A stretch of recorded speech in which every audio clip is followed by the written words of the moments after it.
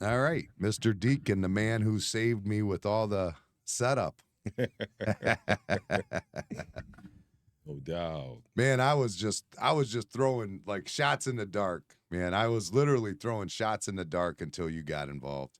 Oh, it's I all mean, good. huge difference. Huge difference for me, you know. No doubt. Glad to be of service. Yeah, even though you're not real, still we're not happy with the cameras. You say they move too slow Yeah. still. I mean, hey, you do what you do. But you know what it is. You know what it is, man. No, I see what you're saying. I see the frame rate you're saying is behind or lagging or whatever. Yeah. If I go like this, Yeah. people are noticing it. Sometimes I'm blurry, like, what the, like, come on, man. It's just technical issues you just got to work out. It's a burden. Yeah. Well, I mean, when you started, you said how long ago you started? It was a while ago. Ooh, about 6 years ago. And what made you start? Like, what was the first thing that made you start? I've always been interested in entertainment, and now with all the technology and the different media outlets and platforms that you have, it makes it more accessible for people who are not in the mainstream to put out their creative juices. Sure. Yeah, and so now that's what I've always wanted to do. You know what I'm saying? So after serving in the military and I want to say this. I feel like this because I feel like sports especially is watered down. Okay. You know what I'm saying? And so I'm trying to work on something to where I'm like, hey, I want to give my brand, my idea of sports from my perspective. From the black man's perspective. From the black man's perspective. Okay. I mean, what does that matter though? As far as It that, doesn't. I mean that doesn't. I mean, it's like, do you feel there's a difference between like how a black guy sees sports and how you see sports? I think it is. I think culturally, let me give you an example. I can't think of this guy's name because I don't want to get all crazy racial or anything like that. But this guy made a comment when it comes to drafting, and especially what they did to Lamar Jackson, what they were trying to say, that he felt like a lot of African Americans could not lead men to championships, which we've proven that wrong with Doug Williams, Russell Wilson, Pat Mahomes. And the way he did that, I'm like, they just feel like, okay, we should just run the ball. We shouldn't call plays. We shouldn't make audibles. We shouldn't do anything like that. So now, it's 2024. The world is changing. People believe in this cancel culture stuff. It's so much stuff to me that gets in the way of just a great player. Being a great player, whether you're Tom Brady, Pat Mahomes, Aaron Rodgers, anybody, if you're a great player. Me, I recognize talent. I don't care if you come out there and you look like you polka dot. You know what I'm saying? But some media sources, to me, they seem like they want to push an agenda. Like I said with Lamar Jackson, hey, you should just play running back. You should be a wide receiver. Huh? Lamar wasn't trying to hear that. And now what did he do? The man, how many MVPs that man done won? Yeah, I mean, I feel like that a piece of that is what goes on with, I mean, as a white guy. I mean, that's how I feel. I mean, we lack, I mean, in sports. When it comes to sports, you guys are killing us almost. I mean, the black athlete is so much more dominant than the white athlete. Even my son, I heard saying the other day something about, I ain't jumping, I'm white. Like he's 11 and figured it out. Jump, huh? You know what I mean? Yeah. I literally heard that the other day out of his mouth in the front yard playing with the kids down the street. And I'm like, I mean, I don't, it doesn't seem to bother me that much. I know, I mean, the not winning the championship bothers anybody who's not going to win the championship. Anybody's who's going to not win is going to take it personal if they're a competitive person, like a Lamar Jackson or Michael Jordan or LeBron James. You say those things and they hurt their feelings almost every time. You know what I mean? And I get it. It should, you know what I mean? If you're really competitive, that's going to hurt your feelings. Correct. But I don't think that has anything to do with race. Yeah, you know I what I mean? think Personally. I mean, because you have a lot of great white athletes. You Sure, know what I'm saying? yeah. Like I said, I believe it's the individual, but like I said, certain media outlets push this agenda. But like I said, when that guy said that, I forgot what year that was, man. It was just horrible that he even said that. And the guy, matter of fact, it was I think was it Walter Cronkite or somebody? And he was like, "Why?" Yeah, it was old school. That's real old school. Yeah, it was old school 60 Minutes. And I'm gonna have to pull that up and send it to you. I don't. And he was like, "What do you mean?" You know, and it was just like the tension was so thick. You know what I'm saying? I was like, wow, you know, but like I said, we've proven that wrong. And like I said, I would love to meet Tom Brady. Off top, man, he's like one of the few people I would be, you know what I'm saying? Because I admire what he done for the sport. What about that roast though? Oh man, I tried to watch some of it, man. Oh, they old girls, man, she went bananas. I can't think of her That was name. Nikki Glazer. Yeah, Nikki Glazer went. Oh lost her my mind. God, that was the absolute best roast I ever seen in my life. Yeah, she lost it, man. And the other guy, he had some pretty good jokes too. But yeah, it was just she just killed. I can't Kevin. believe they said that about Hernan or Aaron Hernandez though. Like they went raw on Aaron. Yeah. Hernandez. I was like, whoa, that's a bit much. Yeah, I was like, wow. But see, like I said, but you're supposed to don't take that out of context. This is comedy. You know, and I get it. I don't take it personal. It is what it is. You know, Aaron Hernandez did what he had to do. That dude had a promising career before he ruined it. When you want to be a thug, or guess what? You know, and Hernandez. You know what I'm saying? And you got so many people, you know, Anthony Munoz, Tony Gonzalez. You got these great guys, Hispanic players who played the game as well. You know what I'm saying? I just don't think it should be, hey, you can only play this position if you're white. You can only play this. That should never be the case. If you're good, you're good. You're not, you're not. Right. And that's how it's supposed to be. But like I said, sometimes I feel like the media paints a picture. Like why he can't just play quarterback. That's what he's been doing. Why I got to switch positions. And it's it's crazy. But another thing you've never seen. Well, no, I had to take that back. I was about to say something when it comes to Eli. Eli, too many players who've come out and say, you know what, I ain't going to that team. I think Eli is like the first person I remember that ever basically forced to say, you know, Archie got involved too. You know what I'm saying? No, he's not going. I think he's supposed to go to LA or something like that. Yeah. And he's like, no, I ain't going there. So at that time, Eli was like, well, you know what? But wait, he only did that because he's white. I was like, wait a minute. Now, let's go back about 10 years when Geno Smith got. Geno, he pulled a similar situation where, you know, and so Geno pulled it too. Right. So, you know, it's just like, hey, you know, but like I said, the times are changing. And well, I mean, I feel like everybody, I mean, I think we can all agree that it seems like Hispanics play baseball better than anyone else. It seems like they running it. it seems like, you know, blacks do better in basketball or more athletic situations, which to me, I feel like basketball is a more athletic sport than football. I know a lot of people talk bad about it, but to me, I think it is. Why you say that? Because it's the nonstop, no rest. I mean, there's no rest to that. And they're getting beat up in there, but there's no rest. I mean, you have to be so well conditioned to play basketball. I mean, you're up and down the court. You can't. I mean, at any given chance, they're gonna just keep going. You know what I'm saying? And I don't know. I'm not. Yeah, that's how I feel, anyways. Yeah, LeBron, he would pay like, I mean, in total. Don't get me wrong with the timeout. 40 minutes, 35, 40 minutes. Oh, when he was in Cleveland, always. Yeah. I mean, and yeah, that's crazy, but with no major rest. I mean, in a football field, you got your whole. I mean, dependent. It all comes down to like how well defense is holding them off, or I mean, you might get long rest, you might get short rest. So you still got to be winded. But I think playing both sides, playing wide receiver and playing cornerback, I think defensively, yeah. But it was tied offensively. I knew I wasn't getting the ball. We knew that. We still got to act like we, you know, you gas either way. Like, dude, can I? Right. You know, so, but athletically, some of the cuts these guys make with pads on, these guys got another 10, no, I won't say 10, maybe, you know, more weight. And to make a cut and just knock somebody right out of their shoes, that takes a lot of ability too. And you got all these guys just running at you, man. It just, I don't know. What makes Hispanics so good at baseball? Bruh, I don't know.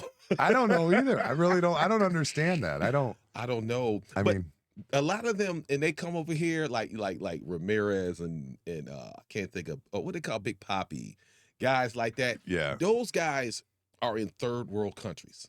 Yeah, yeah. And what their training philosophy is different because we have certain amenities that even if you're in the ghetto, you're living better in the ghetto in America than you living better in Puerto Rico or some of these other Cuba.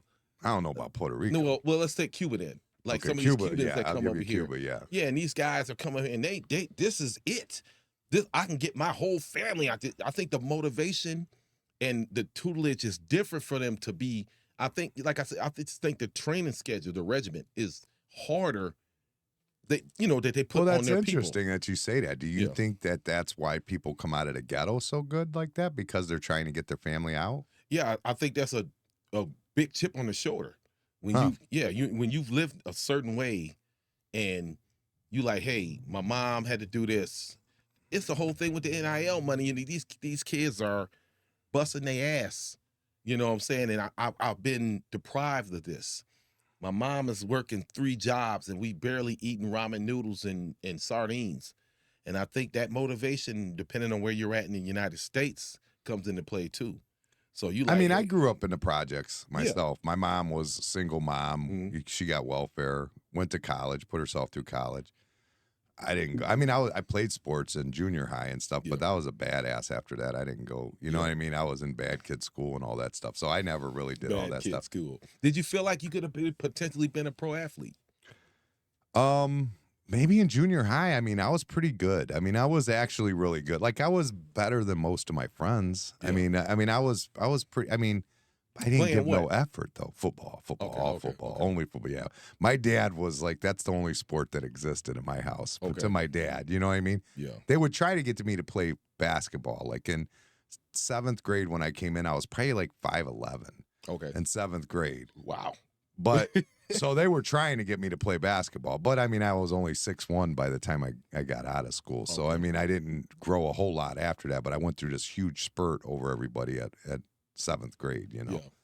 But I had, to me, basketball wasn't like real. You know what I mean? And then all of a Correct. sudden Jordan came around, and then I started loving basketball, and Correct. you know what I mean? Started really learning like Mark Price and all the, the Cavs back in the day where, Mhm. I mean, that was, but before that, my dad, I mean, he was football. That's it. My Mhm. grandfather was baseball. My dad was football. My dad's still football. I mean, Yeah. I call him right now. He's going to talk about the Browns. You know, that's what he's going to do.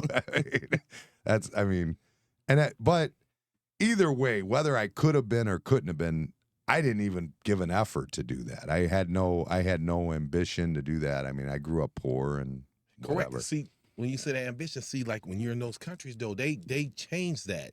This is exactly, the parents know too. This is our chance. They live vicariously through their No, kids. well, yeah, that's a lot to say to that. And Yeah. they don't demand, like I seen a video. This guy was training in Africa, man, and he was just grabbing steel pipes and anything he could do to train. And he had some skills. And I was like, whoa, but and you got people like David Njoku's family. That dude don't give a shit. Hey, he gangster with it, yo. I love it. Yeah. That guy don't give a shit. I mean, he just, look at what's his background as far as his family, though. yeah. I mean, he's not poor. He's not. I mean, he's just. I mean, he's good. Yeah, Life's good. He's JOK. happy right where he's at. Yeah, JOK. It's a few That's players. so man. crazy. Well, Jordan was one of the greats. I mean, Correct. most people say the great. I say the great. Actually, I'm Mhm. one of those people. But he wasn't in a poor family or from the projects. He come from a mom and dad, and he just has something in him that don't want to lose. Period. Correct. There's just something in him. He can't stand it. He said his brother was better than him. That's what he felt, and I don't know what spurred his motivation. And he said his dad did this, and hey, if you got it, you got it. You don't. But everybody, it's a lot of competition here. A lot of competition. You know what I'm saying? Like I said, the motivation is in the countries are different. You just have to have it, I think. It doesn't matter. Like, I mean, granted, that might push you over the envelope, but I think that it's got to be in you. I think you just got to have that, like, Correct. like, just want to, like, you ever watched the movie about the McDonald's, the founder, I think it's called? I don't think I've seen that one. It's a great movie. It's about the guy, Ray, whatever, that Ray actually, Kroc. Ray Kroc. That's Yeah, it. yeah. He's the founder of Mickey D's. but he really didn't find McDonald's. The McDonald's brothers did. Mm. And he basically swindled him out of it. He didn't mean to. He was trying to do good by him. And they were being difficult. And at the end of the day, somebody showed him a way to work with the real estate, essentially. And by working with the real estate, he actually owned the properties and actually was making more money than anybody was on the whole thing. So he actually had enough money to buy him out. Yeah, wow. But there's a line in there where he says, like with those guys, if their competition was drowning, they would jump in to save them. He said, I'd stick their hose down their throat. You know what I mean? That's aggressive, man. That's aggressive. You have to be, and I'm learning that now, and I'm trying to show love, and it's this business, as far as social media, the podcast, and entertainment, sports, is cutthroat. It is, and I mean, and it has to. There's so many out there right now, though. I think I saw that there's 1 million podcasts out right now. I think what I seen was 185,000 different. And you could be right, but last time I checked, I'm like, but when I started, it wasn't even like that. You know what I'm saying? But like I said, with the technology and the knowledge now, with YouTube and TikTok, and now I'm just like, damn, I wish I'd have known that 5 years ago. Yeah, I'd have blown up. Oh yeah, if you would have been early on that, yeah, like for sure. The relationship thing has grown. I was doing on Spreaker, I was doing shows about relationships and women and different stuff like 6 years ago.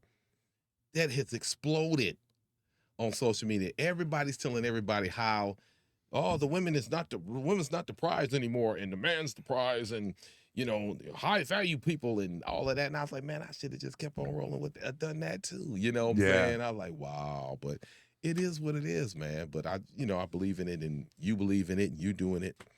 So, well, I've always liked it. When I was a kid, a friend of mine's dad worked at a radio station, and he's a musician. He does really good. Actually, his name is Terry Goffey. And he does a it's called Men in Black or Man in Black, and it's basically a Johnny Cash tribute. He's an older guy, but he walked the line. Oh yeah, and he's bad though. I mean, dude, this dude is bad. Yeah, he when he was younger, he did the Grand Ole Opry and all this stuff, all these big stories on stage with Hank Snow and all these. I mean, he was bad. He was a bad dude. He gave it all up because he became Christian. You know what I mean? And, he started just doing gospel music and then charted there. Like, I think he was charted at least 3 times in the top 5. Okay. You know what I mean? In the gospel music. And he worked at a radio station at night. And I would go there with his son, and we'd play with all the different, back then, it was cartridges. You'd put the cartridge in, you would record it. It was cool. I would have a lot of fun with it. I always enjoyed it.